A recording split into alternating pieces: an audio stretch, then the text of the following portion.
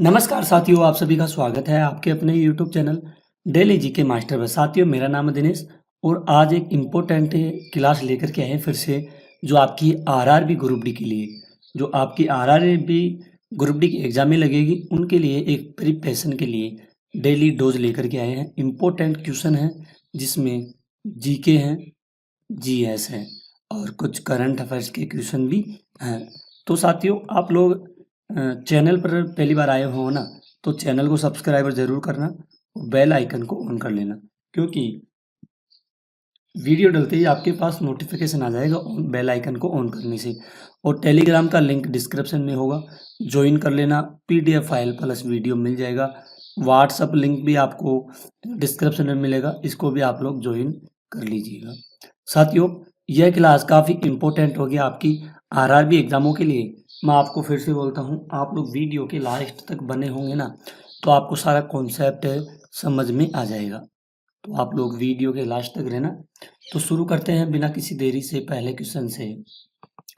भारत में अच्छे से ध्यान से देखिएगा, क्योंकि क्वेश्चन तो इम्पोर्टेंट है। एक भी तो क्वेश्चन ऐसा नहीं है जो आपके एग्जाम से बाहर जा सकता है। ठीक है, क्वेश्चन है, भारत के नेपोलियन किसे कहा जाता है? तो साथियों, भारत का नेपोलियन समुद्रगुप्त को कहा जाता है। किसको कहा जाता है? ये समुद्रगुप्त है। ये भारत के महानतम राजाओं में से एक थे।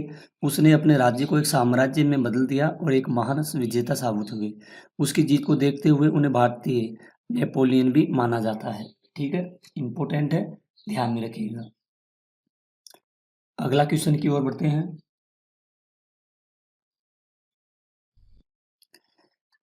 चंद्रगुप्त द्वितीय की पुत्री का नाम क्या था? तो साथियों, चंद्रगुप्त है, इनकी द्वितीय पुत्री थी। इनका नाम था प्रभावती गुप्त। क्या नाम था? प्रभावती गुप्त इनका नाम था। ठीक है, और ये भारतीय इतिहास में एक शक्तिशाली साम्राज्ञी थी। उन्होंने वाकाटक राजवंश के रुद्रसेन द्वितीय से शादी की थी। कौन था? रुद्रसेन था, इनसे इन्होंने शादी की थी। किसने? प्रभावती ने। ध्यान में रखना। और अपने पति की मृत्यु के बाद अपने बेटा दिवाकर सेन और दामोदर सेन के लिए राज्य प्रतिनिधित्व के रूप में इन्होंने सेवा भी की थी। अगला क्वेश्चन है, विक्रमादित्य किस गुप्त सम्राट का एक अन्य नाम है? जो विक्रमादित्य है, एक गुप्त नाम है, गुप्त सम्राट है। इनका एक अन्य नाम भी है, जिसका नाम है चंद्रगुप्त द्वितीय। क्या नाम था इनका? चंद्रगुप्त द्वितीय। इन्होंने 380 ईस्वी 380 ईस्वी से 413 ईस्वी भारत के गुप्त वंश के महानतम और सर्वाधिक शक्तिशाली सम्राट थे। ठीक है, इसको भी ध्यान में रखना। अगले क्वेश्चन की ओर बढ़ते हैं। मेघदूत काव्य किसने लिखा था? तो साथियों, जो मेघदूत काव्य है, ये कालिदास के द्वारा लिखा गया था, लगभग 4 से 5वीं शताब्दी में। कब? 4 से 5वीं शताब्दी ईस्वी द्वारा रचित एक गीतात्मक काव्य है, जिसे संस्कृत के सबसे महान कवियों में से एक माना जाता है। किसे? कालिदास को। इंपॉर्टेंट है, महत्वपूर्ण है। नेक्स्ट क्वेश्चन है, गुप्त वंश के शासकों ने अपनी उपलब्धियों किस माध्यम से लिखवाई?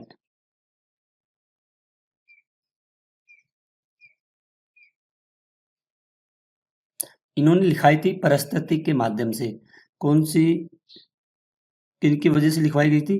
जो परिस्थिति होती थी, इनके माध्यम से इन उपलब्धियों को माध्यम से लिखवाई गई थी। ठीक है, इंपॉर्टेंट है, ध्यान में रखिएगा। नेक्स्ट क्वेश्चन है, गुप्त सम्राट जो वीणा वादन में कुशल था वह कौन था? ये समुद्रगुप्त था। कौन था? समुद्रगुप्त था, एक सम्राट था। इसकी वजह से इन्होंने नेपोलियन कहा जाता है। और ये एक कुशल विजेता होने के अलावा ये एक वीणा नामक एक तार वाला वाद्य यंत्र था, इसको बजाता था। तो प्राचीन भारत के स्वर्ण युग में शासन किया इन्होंने। नेक्स्ट क्वेश्चन, किस काल को प्राचीन भारत का स्वर्ण कहा जाता है?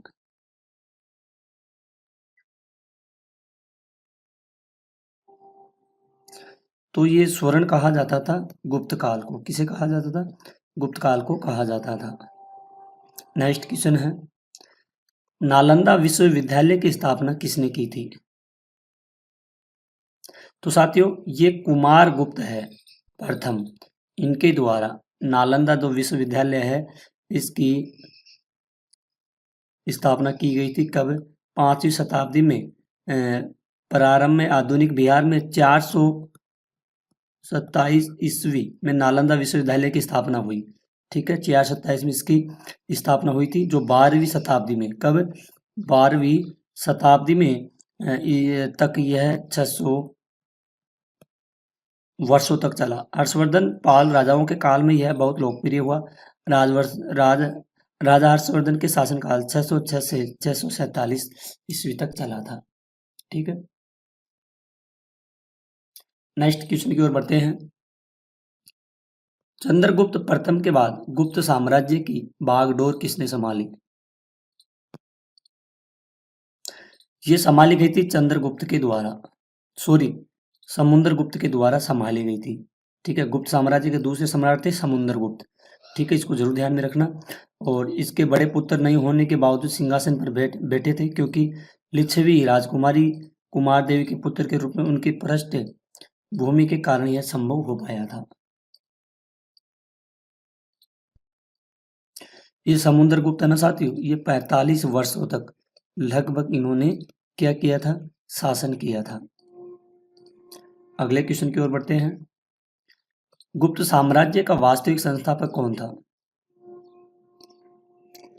तो साथियों इसका वास्तविक संस्थापक था श्रीगुप्त। कौन था? ये श्रीगुप्त था। इन्होंने 240 से 280 ईस्वी तक गुप्त साम्राज्य का संस्थापक राजा थे। श्रीगुप्त के बाद उसके पुत्र घटोत्कच शासक बने। इस वंश का प्रथम प्रतापी राजा चंद्रगुप्त प्रथम था, जिसने एक विशाल साम्राज्य की स्थापना की। नेक्स्ट क्वेश्चन है, गुप्त काल में भारत आए चीनी यात्री का नाम क्या था? गुप्त काल में चीनी यात्री आया था, ठीक है, इसका नाम क्या था? ये भारत आया था, इसका नाम था फाहान। क्या नाम था इसका? इसका फाहान नाम था। ठीक है, इन्होंने चंद्रगुप्त द्वितीय के शासनकाल में यह भारत आया था। ठीक है, नेक्स्ट क्वेश्चन की ओर बढ़ते हैं। चोल शिलालेखों में गुरुकुलों के अनुदान हेतु दी गई भूमि को क्या कहा जाता है? तो साथियों जो चोल शिलालेख हैं, इनको गुरुकुलों की अनुदान हेतु जो भूमि दी जाती है दान में, उसको कहा जाता है साला भोग। क्या कहा जाता है? साला भोग कहा जाता है। ठीक है, और यह भूमि विद्यालयों के रख रखाव और संचालन के दान में दी जाती थी। अगला क्वेश्चन है, होयसल साम्राज्य की राजधानी क्या थी? तो द्वार समुद्र। क्या था? होयसल की थी, इसको ध्यान से देखना, होयसल की थी। होयसल साम्राज्य की राजधानी द्वार समुद्र थी, जो आधुनिक है हलेबिड में स्थित है। पहले उनकी राजधानी सोसावर थी। ठीक है, ये कहाँ पर थी? ये थी हलेबिड में, हलेबिड में स्थित थी। और साथियों हलेबिड इसमें स्थित पहले उनकी राजधानी थी सोसाउर थी, जिसे बाद में क्या कहा गया? जिसे बाद में बेलूर में स्थानांतरित कर दिया गया। होयसल साम्राज्य की सोसाउर राजधानी थी। वर्तमान में चिक्कमगलूर जिले के आंगदी में स्थित है। और 1048 में राजधानी को बेलूर में स्थानांतरित कर दिया गया था। ठीक है, अगले क्वेश्चन की ओर बढ़ते हैं। दक्षिण पूर्व एशिया में नौसैनिक व्यापार स्थित करने वाला वंश कौन सा था? तो ये साथियों चोल वंश था। कौन सा था? चोल वंश था। ये 9वीं से और 13वीं शताब्दी में इन्होंने समुद्रगुप्त गतिविधियों में अपनी उल्लेखनीय उपलब्धियों के लिए प्रसिद्ध है। ठीक है, चोल वंश राजा की बात की जा रही है, राजवंश की बात की जा रही है।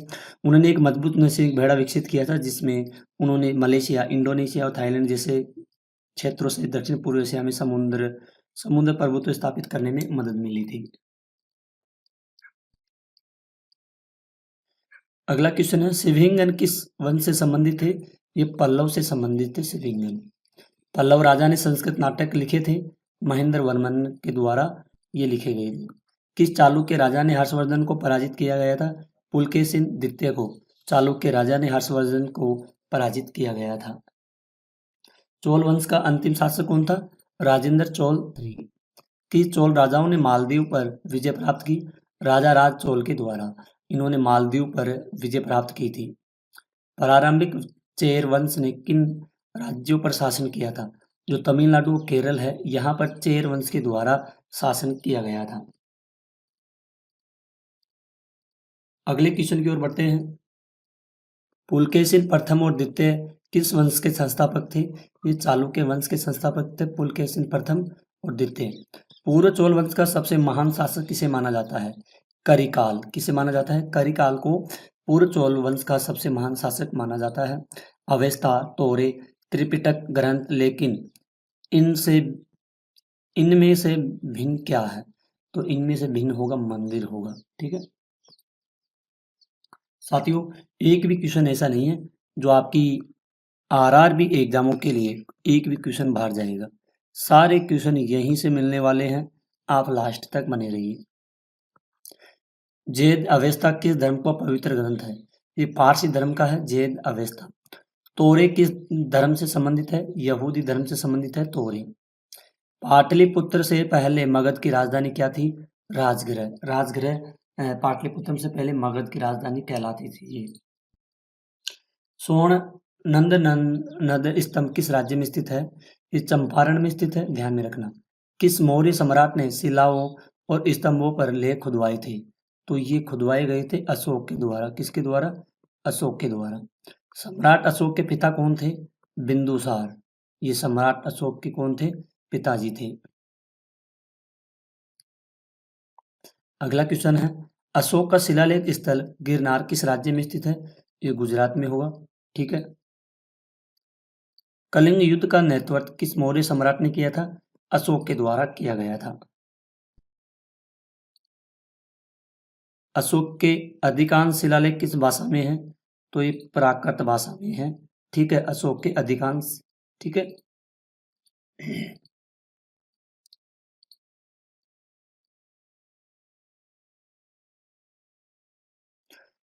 स्वर्णगिरी किसका केंद्र था? तो ये सोने की खान किसकी थी? सोने की खान थी स्वर्णगिरी। ठीक है। अगले क्वेश्चन की ओर बढ़ते हैं। मेगास्थनीज को चंद्रगुप्त के दरबार में किसने भेजा था? तो सेल्यूकस निकेटर। किसे भेजा था? सेल्यूकस निकेटर को भेजा था मेगास्थनीज के दरबार में, ध्यान में रखना। मेगास्थनीज यूनानी शासक सेल्यूकस निकेटर का राजदूत था, जिसे चंद्रगुप्त मौर्य के दरबार में भेजा गया था। सारनाथ सिंह मुद्रा स्तंभ किसने बना? तो ये बना था बलुआ पत्थर से बना था। कौन से पत्थर से बना था? बलुआ पत्थर से। सिकंदर ने भारत पर आक्रमण करते समय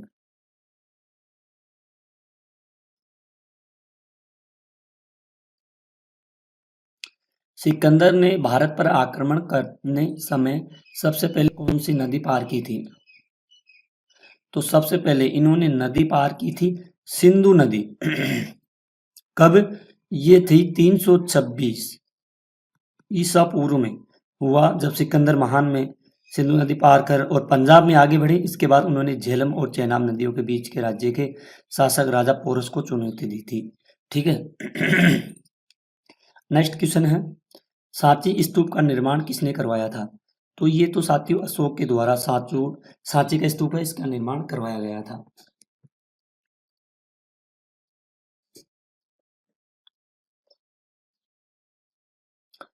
धर्मक स्तूप कहाँ स्थित है?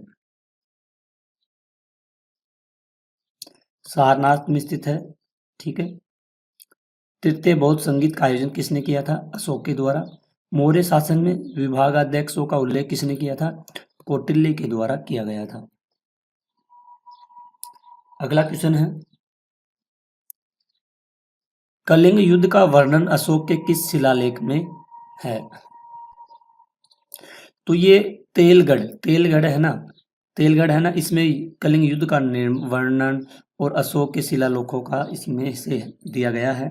ध्यान में रखा। ये 8वें शिलालेख के अनुसार 10वें वर्ष संघ में शामिल हो गया था। अगला क्वेश्चन है, अशोक सम्राट अशोक किसके उत्तराधिकारी थे? ये बिंदुसार के थे। अशोक किस वंश से संबंधित थे? मौर्य वंश से संबंधित थे अशोक। नेक्स्ट क्वेश्चन है, मुद्रा राक्षस नाटक किस राजा पर आधारित थे? ये चंद्रगुप्त मौर्य पर आधारित बताए गए हैं। मौर्य वंश का अंत किसने किया? मौर्य वंश का अंत किया गया था शुंग वंश के द्वारा। किसके द्वारा? शुंग वंश के द्वारा किया गया था।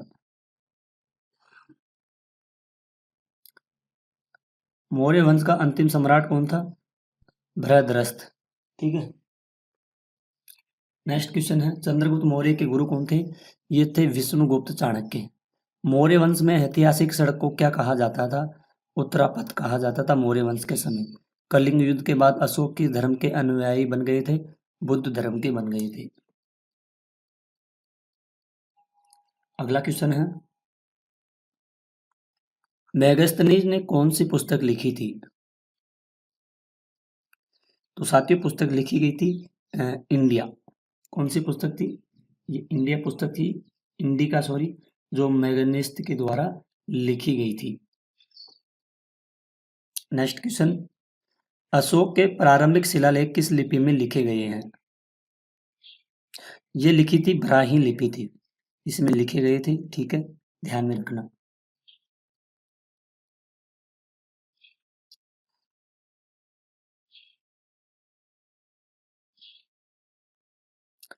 किस भारतीय वंश ने शासकों के चित्र वाले सिक्के जारी किए थे? तो ये था सातवाहन वंश। कौन था? सातवाहन वंश था। इनके द्वारा भारतीय वंश ने शासकों के चित्र वाले सिक्के जारी किए थे। निम्न में से कौन सा कथन गलत है? चंद्रगुप्त बौद्ध धर्म के प्रवर्तक थे। नेक्स्ट क्वेश्चन है, गुप्तकालीन प्रमुख शासक की उपलब्धियों का वर्णन किसने किया था? समुद्रगुप्त के द्वारा। गुप्तकालीन प्रमुख जो उपलब्धियां थी उनका वर्णन किया गया था। दर्शकन के शासनकाल में भारत में आने वाला चीनी यात्री कौन था? हैंसोंग। कौन था? यह हैंसोंग था। नेक्स्ट क्वेश्चन है, बीज गणित के क्षेत्र में महत्वपूर्ण योगदान देने वाले गणितज्ञ कौन थे? साथियों काफी इंपॉर्टेंट क्वेश्चन है, महत्वपूर्ण है एग्जाम की दृष्टि से। तो बीज गणित के क्षेत्र में महत्वपूर्ण योगदान देने वाले गणितज्ञों में कौन थे? इनमें से तो थे आर्यभट्ट थे। ठीक है, इंपॉर्टेंट है, ध्यान में रखना। दर्शकन के दरबारी कवि कौन थे? बाणभट्ट थे। चंद्रगुप्त द्वितीय के नवरत्नों में से एक प्रसिद्ध ज्योतिषविद कौन थे? वराह मिहिर। नेक्स्ट क्वेश्चन है, सिंधु घाटी सभ्यता की सबसे महत्वपूर्ण विशेषता क्या थी? ईंट के बने भवन।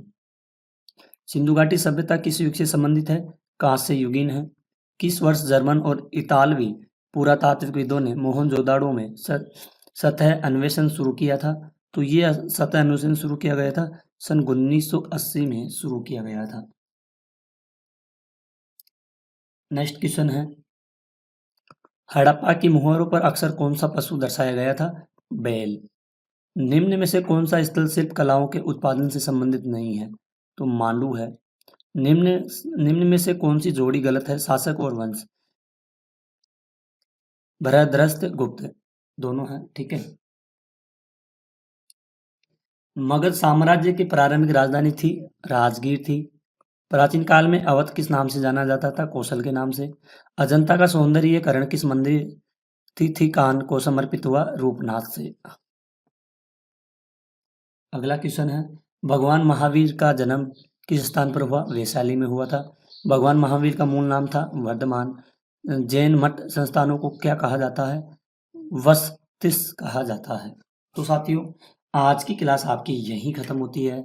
अगर आपको इन क्वेश्चनों में और इन कंटेंट में आपको अपने सर की कुछ थोड़ी सी भी मेहनत पसंद आई है ना, तो प्लीज़ चैनल को सब्सक्राइब ज़रूर करना और शेयर ज़रूर करना, ताकि सभी बच्चों के पास पहुंच सके और वो पढ़ सके और आरआरबी एग्जामों की तैयारी कर सके। साथियों, काफ़ी मेहनत हुई है और हम डेली ही ऐसे ही क्लासेस लेकर के आते रहेंगे। आप लोग सपोर्ट कीजिए और वीडियो के एंड तक बने रहिए। आज के लिए इतना ही, मिलते हैं अगली क्लास में। तब तक के लिए धन्यवाद। जय हिंद।